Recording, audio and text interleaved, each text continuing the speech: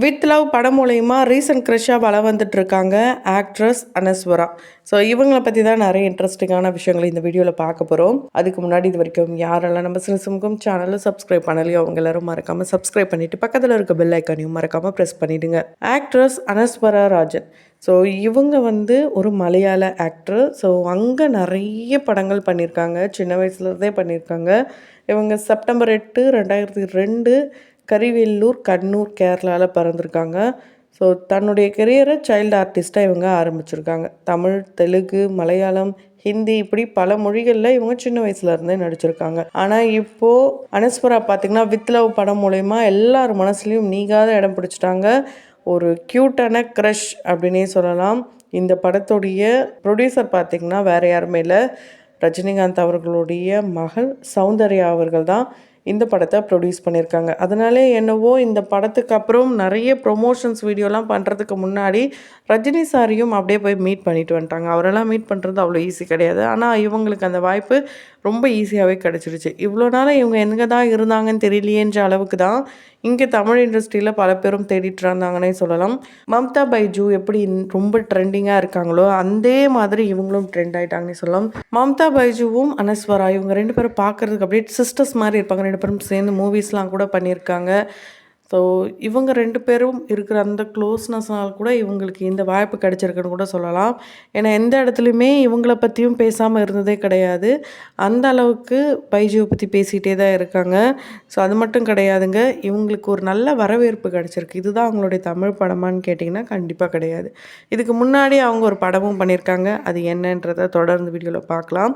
இவங்க அவங்களுடைய அப்பா ராஜன், அம்மா உஷா, இவங்களுடைய சிஸ்டர் ஐஸ்வர்யா அப்படின்ட்டு இவங்களுடைய ஒரு அழகான ஃபேமிலி. இவங்களுடைய வீட்டில் செல்ல மகள் அப்படின்னே சொல்லலாம்.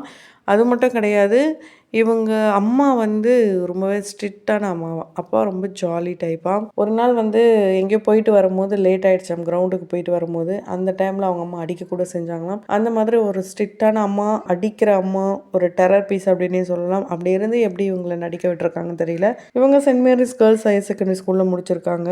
அதுக்கப்புறம் ஒரு டிகிரியும் படிச்சிருக்காங்க. 2017 இவங்க சைல்டு ஆர்டிஸ்டாக மலையாளத்தில் அறிமுகமாகறாங்க. உதாரணம் சுஜாதா அப்படின்ற படத்தில் இவங்க அறிமுகமாகறாங்க. அதை தொடர்ந்து 2019 தண்ணீர் மதன் தினகர் அப்படின்ற ஒரு படத்துலையும், அத்தியாரத்தி அப்படின்ற படத்தில் டியூவல் ரோலும் இவங்க பண்ணியிருக்காங்க. 2022 சூப்பர் சரண்யா அப்படின்ட்டு சூப்பரான ஒரு படத்தை இவங்க பண்ணியிருக்காங்க. அந்த படத்தை கண்டிப்பாக நீங்கள் போய் பாருங்கன்ட்டு இப்போ வித் லவ் படத்தோட இன்டர்வியூவில் கூட இவங்க சொல்லியிருக்காங்க. ஸோ நம்ம ஆல்ரெடி சொல்லியிருந்தோம், இவங்க ஒரு தமிழ் படத்தில் நடிச்சிருக்காங்கட்டு. அது எந்த படம்னு பார்த்திங்கன்னா த்ரிஷா அவர்களுடைய வித்தியாசமான நடிப்பில் வெளியான ராங்கி. இந்த படத்தில் த்ரிஷா அவர்களுக்கு இவங்க மகள் கேரக்டர் பண்ணியிருப்பாங்க. இந்த ஒரு அழகான ஒரு பாண்டிங்கை அலிம் அப்படின்ட்டு அந்த டிரான்ஸ்லேட் பண்ணி கூட பார்த்துருந்துருப்பீங்க. நிறைய ஸ்டேட்டஸ் வச்சு கூட பார்த்துருந்துருப்பீங்க. ஸோ இன்னொரு முக்கியமான விஷயம் என்னென்னா, த்ரிஷா அவர்கள் கூட இவங்க நடிக்கும் போது த்ரிஷா அவர்களை இவங்க மேடம் கூப்பிட்டாங்களாம். அப்போ த்ரிஷா இல்லை என்னை த்ரிஷான்னு கூப்பிடு அப்படின்னாங்களாம். எனக்கு வயசாகிற மாதிரி இருக்குது, நீ மேடம்லாம் கூப்பிட்ற மாதிரி அப்படின்னு சொல்லும்போது இவங்க த்ரிஷான்னு கூப்பிட ஆரம்பிச்சிருக்காங்க. அதுக்கப்புறம் ஃபுல் நேம்லாம் சொல்லாதே செல்லம்மா த்ரிஷ் அப்படின்னு சொல்லு அப்படின்னாங்களாம். அவங்களும் த்ரிஷ் அப்படின்னு கூப்பிட ஆரம்பித்தாங்களாம். இப்போ வரைக்கும் அந்த பாண்டிங் ரொம்ப நல்லாவே கேரி பண்ணிட்டு போகிறாங்க. உண்மையாலே ஒரு பெரிய ஆர்டிஸ்ட் கூட நடிச்சுட்டு அதுக்கப்புறம் ஹீரோயின் ஆகிறதுலாம் ஒரு நல்ல ஒரு விஷயந்தான். ஏன்னா இப்போது நயன்தாராவுடைய மகள் அப்படின்னு சொல்லிட்டு நயன்தாரா மாதிரியே உருவெடுக்கிறாங்கன்ட்டு ஒரு நடிகையுடைய நேம்லாம் போயிட்டுருக்கு. கண்டிப்பாக அது யாருன்னு தெரிஞ்சிருக்கும். அதை தொடர்ந்து இவங்க தக்ஸ் அப்படின்ற படத்தில் 2023 ஒரு வித்தியாசமான நடிப்பில் நடிச்சிருக்காங்க. யார் என் அப்படின்ட்டு 2 இவங்க ஹிந்தியில் நடிச்சிருக்காங்க. நீருன்ற படத்துக்காக இவங்களுக்கு ஃபிலிம்ஃபேர் அவார்டும் கிடச்சிருக்கு.